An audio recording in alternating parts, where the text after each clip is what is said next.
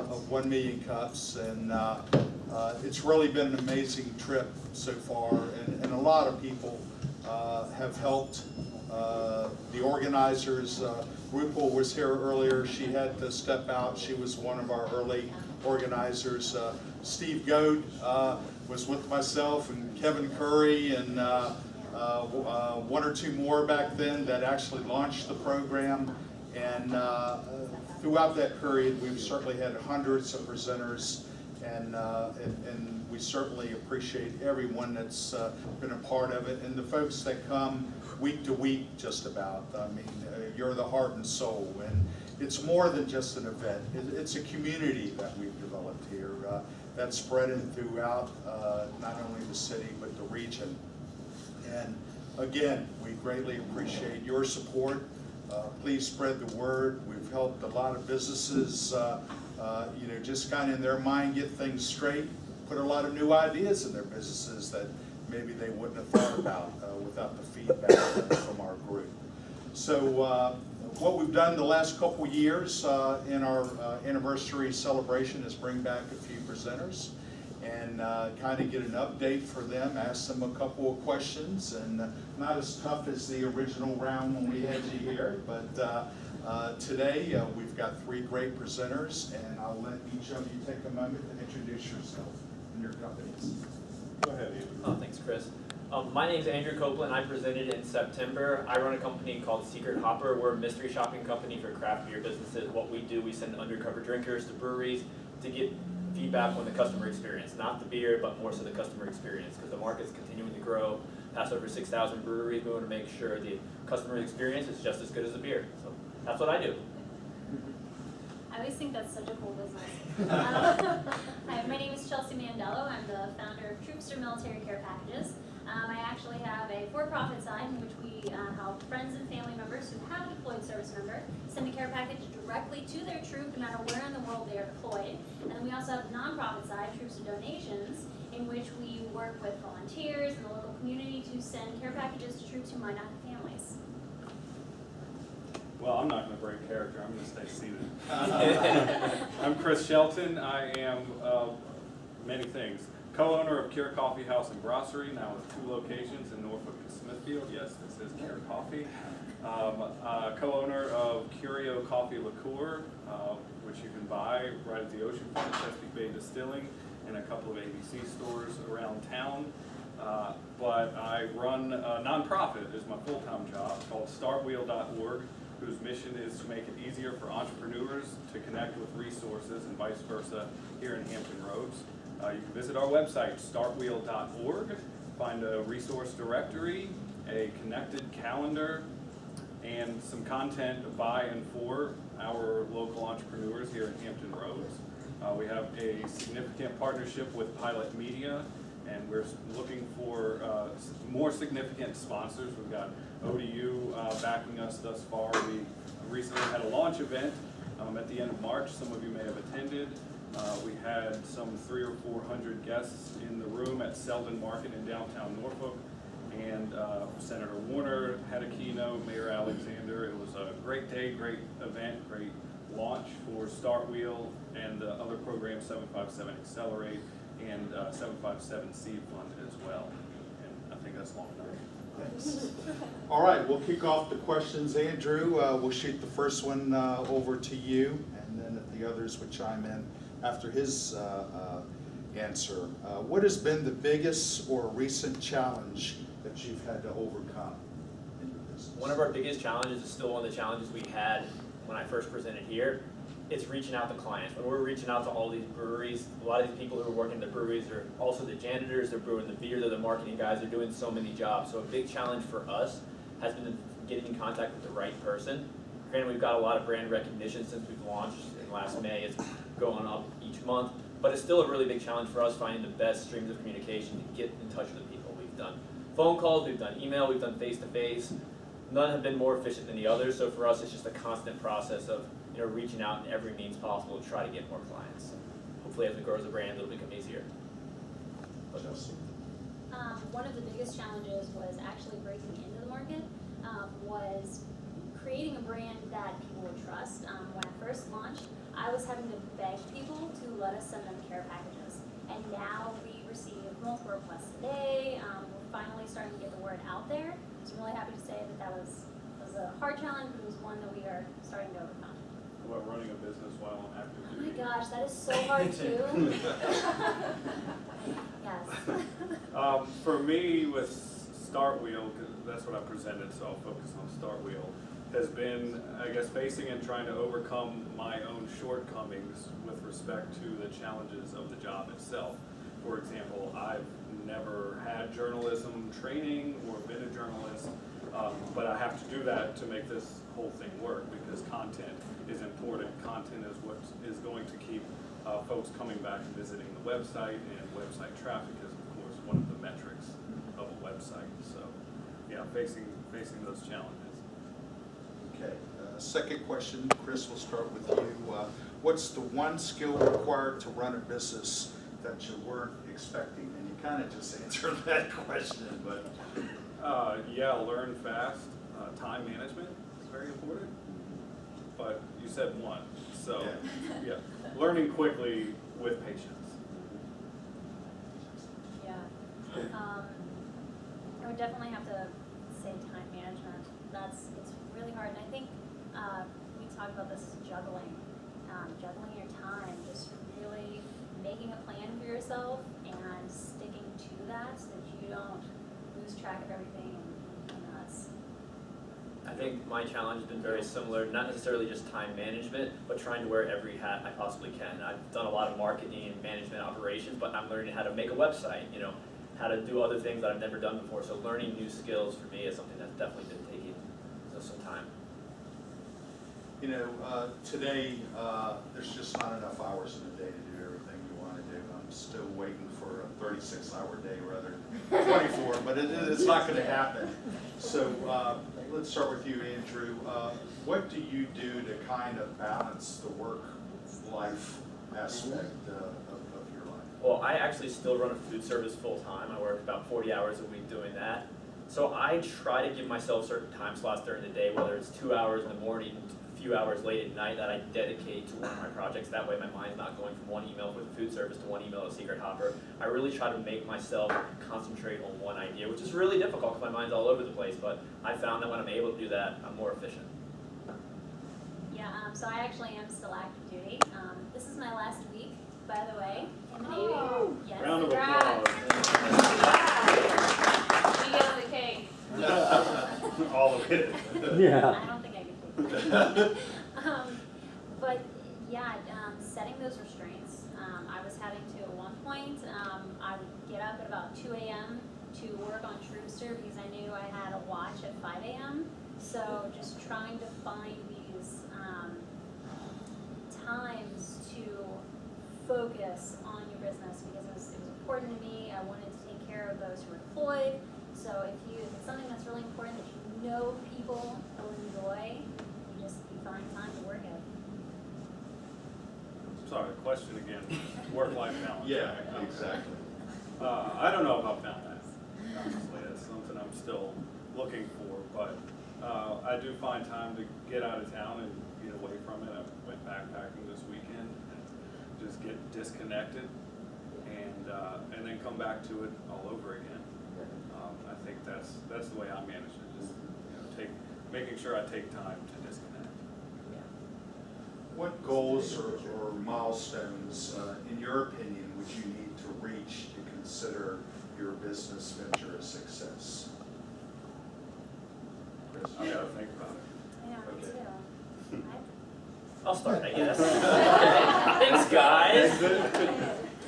Honestly, when I launched my business, I was really excited that I'd done it. I had ran someone else's business for 17 years, so just doing the business of creating Secret Hopper, I felt like I had done something and I was successful then. I had no idea whether I'd get one client or it'd take off. I'd have hundreds or thousands of clients in the industry.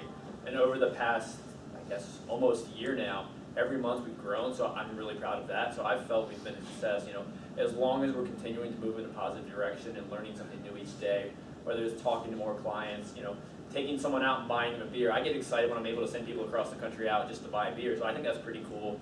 I feel as I'm making a difference in helping these breweries out, that I am a success. Whether I continue to grow or just stay at the level I'm at right now, I feel I've done something. Granted, I can't switch my lifestyle to do this completely yet, but I still feel it has been a success.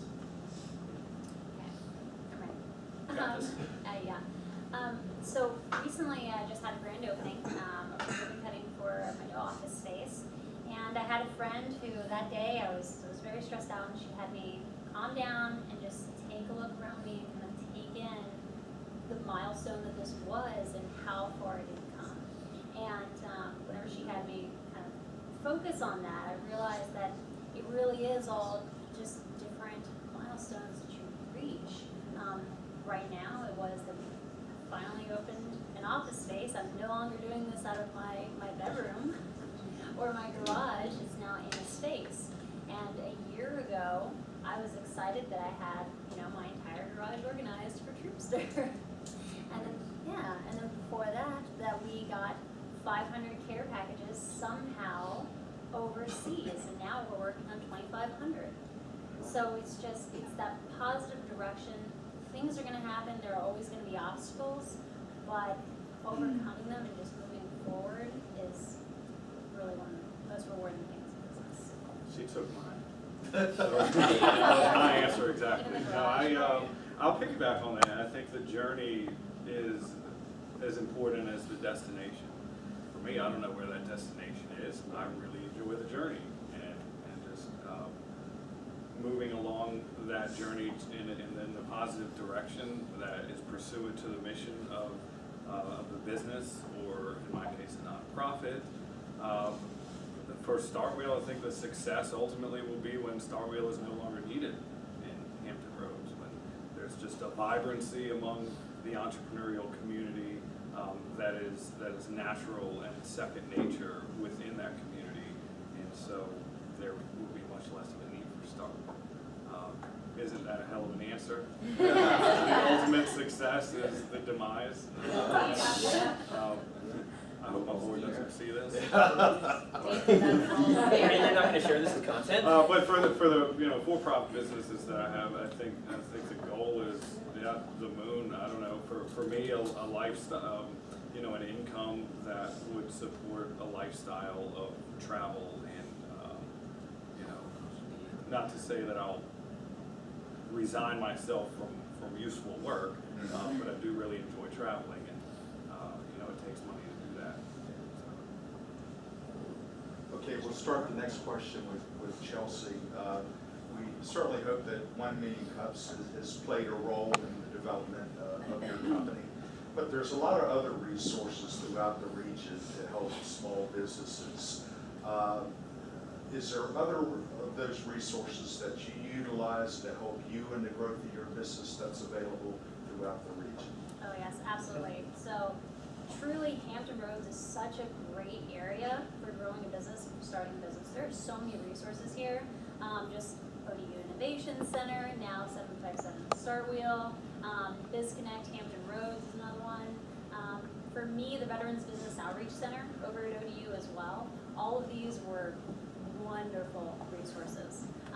When I first launched, I had no idea what I was doing as far as business. It was because of individuals such as yourself who had that experience already, guiding me and helping me through this. Even yourselves, you are a resource for people like me, Randy, who are very nascent in this. I'll jump in and pretty much completely agree with you on that one. I think the connections I've made through here, the ODU Innovation Center in particular, just all you guys here have asked questions each week when I come in. So how's your business doing, Andrew? And I'll tell you, then you'll ask me a question. It always makes me think. So just the community as a whole, the whole startup entrepreneurial community has been a huge asset for my business that's taken me to where I am today. Well, I want to say something different, but I think that's the word of the day is community. I don't think it's any individual resource that really, moves the needle entirely for you. I think it's all of the conversations that you have collectively with, everybody in this room, and that being transparent and open-mindedness when you're among peers, right? And talk about the hard problems and the issues. Don't always put on your marketing hat and everything's hunky-dory and your company is growing fantastically. There's always issues, and if you fail to discuss those issues with your peers and within that community, then you're not helping yourself at all. So really, big C for community. Yeah. We've got about 10 minutes left. I'm going to open the floor up to questions from the audience for the panel. So, Steve. Oh, what has pitching your business at 1 Million Cup 757 pitch, what has that done for you? Have you seen any benefit for getting out there and doing a pitch competition? Yeah, Of course you can say for- that. I think it's interesting for me to be on the other side of the fence, right? I mean, we started 757 pitch, and I listen to pitches all the time, and critique them. But when you're standing in the spotlight, you've got to eat your own words. And I don't know that the pitch I gave here for StartWheel or a couple of years ago with the ODU Innovation Center was my best, but it certainly opened my eyes to some maybe holes that I should think about in the business model based on your feedback and questions, and that was pretty important.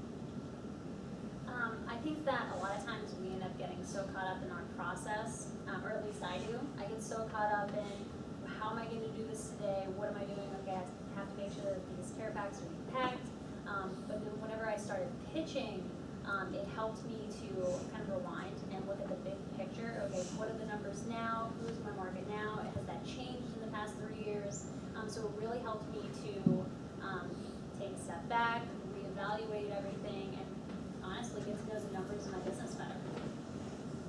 I agree with both of what they said, but also one of the best things about pitching has done for me is just the practice of getting in front of an audience and having people ask questions and trying to fine tune how I share my information. Just like I'm sharing my information during a pitch, I have to pitch to my clients daily, so I need to find the best words, the best data to share, the best way to put it to each person, because everyone's different. So trying to, customize what I'm pitching to each audience has been great practice for me. As your startups, what do you think is missing in our community? Like, what are the struggles that you are having that you didn't find an answer yet? And how can the community help? Is there any way that we can improve ourselves? Why don't you take that one, Chris? Yeah. Or I would like to say a resource directory, a connected calendar, and content buying for local entrepreneurs. Conveniently, it's on the So that's exactly what I'm going to say. Yeah. Go ahead. Thanks.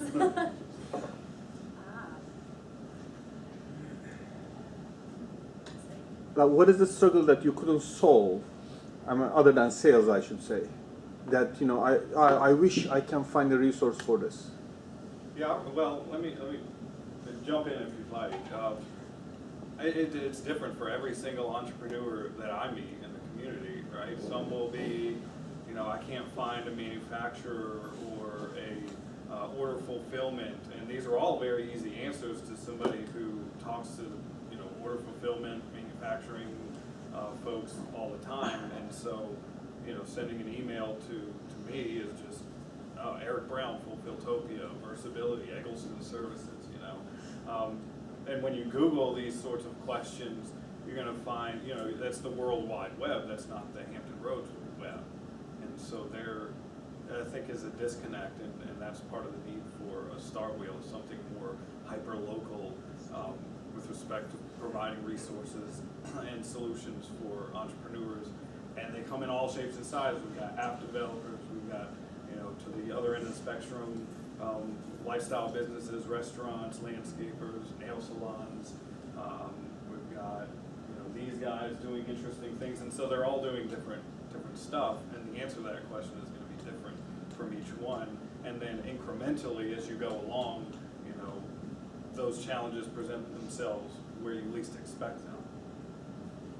Yeah, I really, and it might be just in my case, I really haven't found yet something that I'm in great need of, because by now I've realized that if I have a question about anything, there's a great resource here. I know that I can ask Chris, or I can ask Jerry back there, or I can ask Steve. I mean, there's so many people now that if I don't know the question, or if I don't know the answer, they will. Big C for community. Yeah, and I'm gonna agree with both these guys. It's not really been a challenge or a struggle, but it's been more of a constant need to surround myself with people like all you guys, people who have that startup spirit, people who are constantly thinking. Because the more I find myself in those circles, the more I'm gonna think about my own business, and that's what's helping me. Not necessarily more a struggle, but what can I keep doing to gain? It's more so how I look at it. And where do you go to find those people? Apparently here on Wednesday mornings.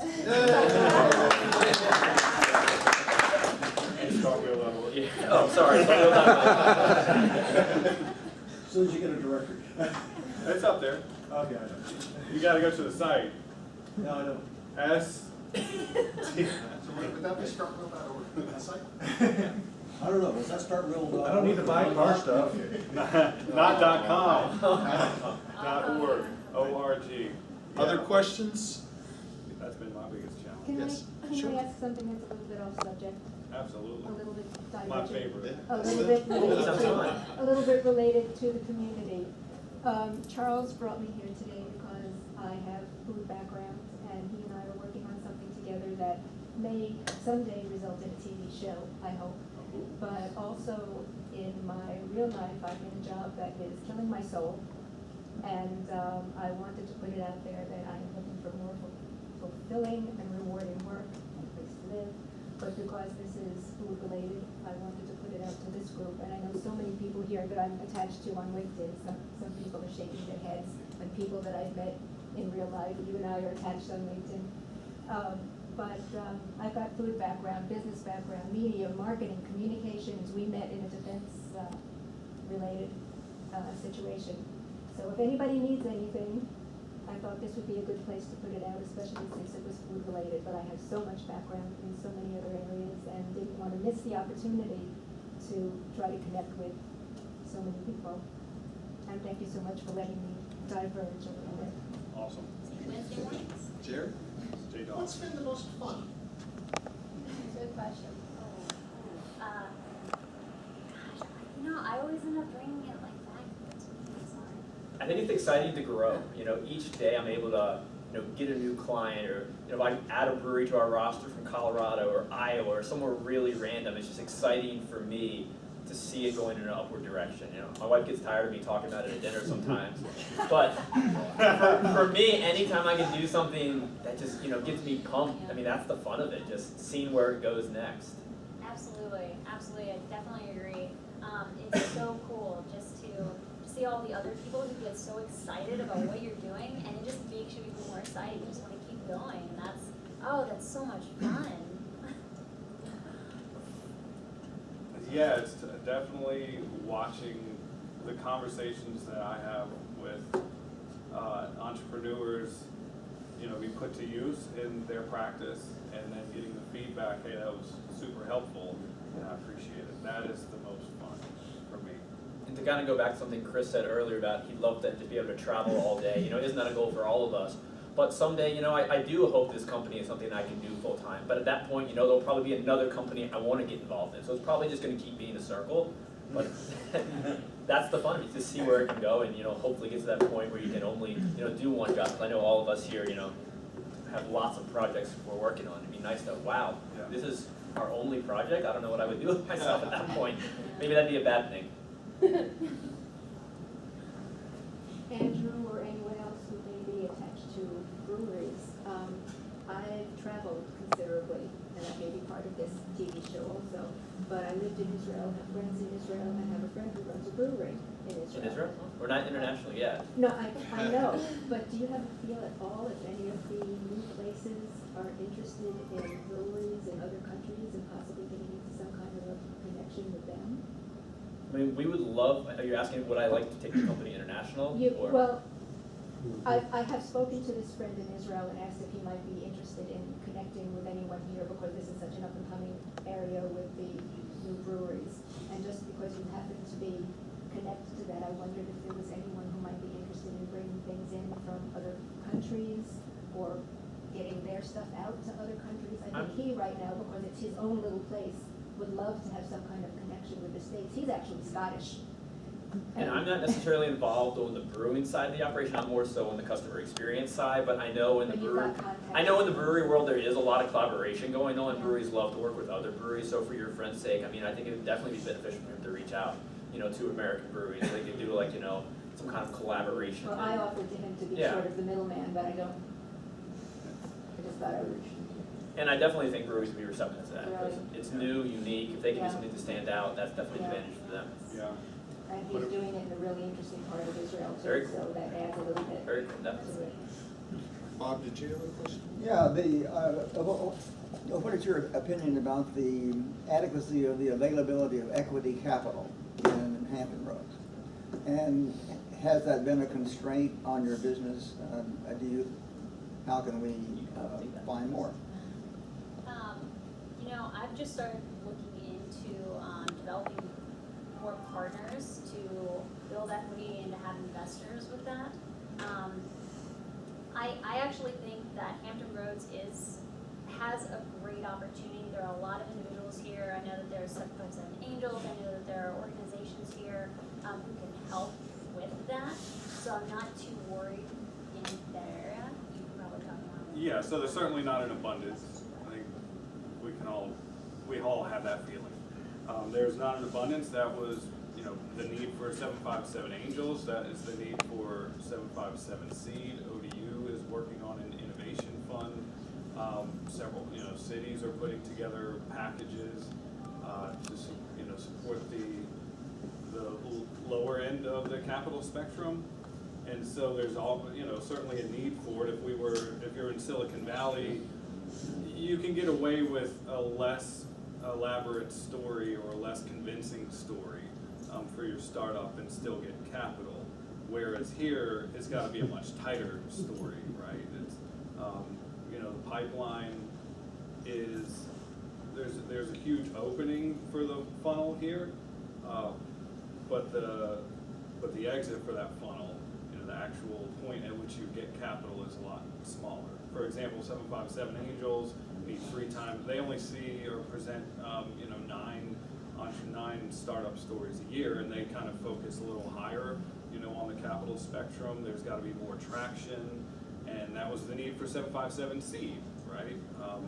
And so, to the degree that we can harness more capital resources in the community, let's do that. If old money wealth that it could be put to better use here instead of in the stock market, for example, bring them to the table. Tell them the story of all this awesome activity in the startup community that's really starting to blossom here in the region, and get them excited about it. Oh, and by the way, there's incredible ROI that can be taken off the table here. And we haven't reached out for any capital, so I don't really have any experience in that need for it right now. I can tell you from our perspective, working in economic development, I find most of the businesses, if they're out looking for capital locally, will basically go to 2 sources. One is attorneys and one is accountants, because those people work with folks that have money. A lot of them are looking for specific opportunities out there or specific interest.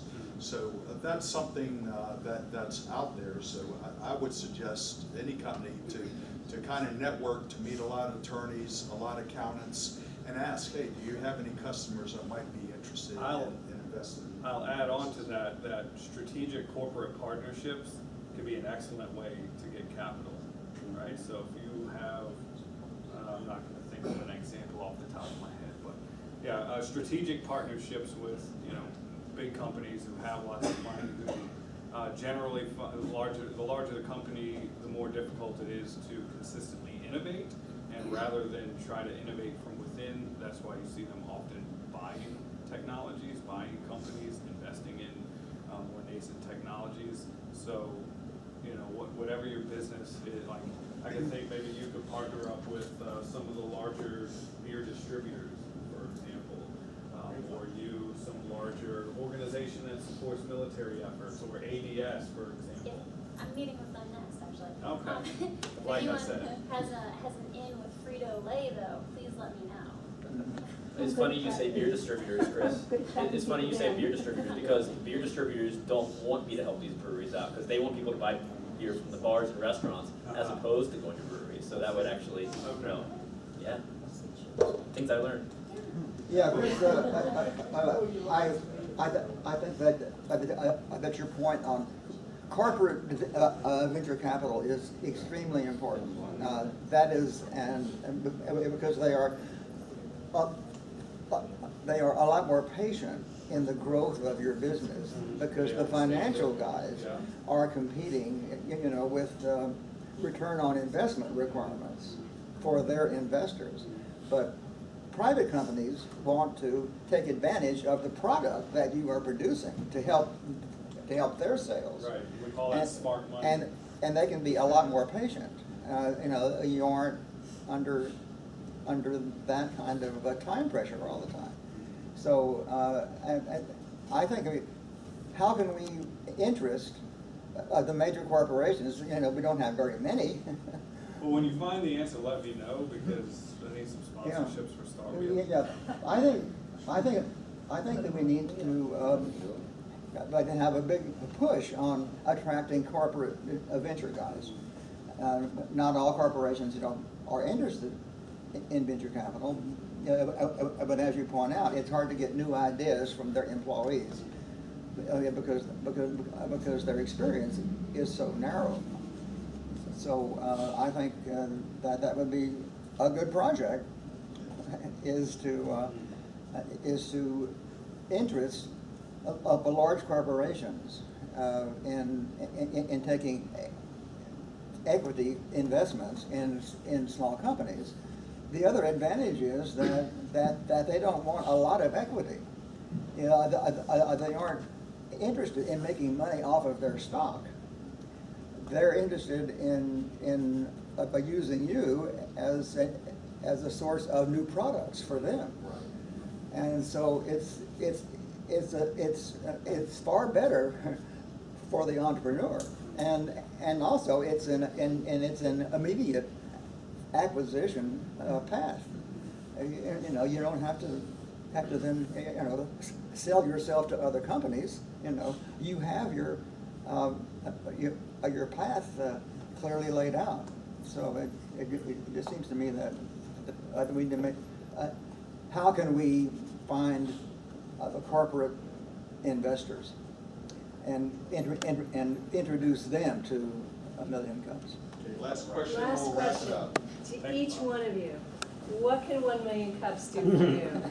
Just keep doing it.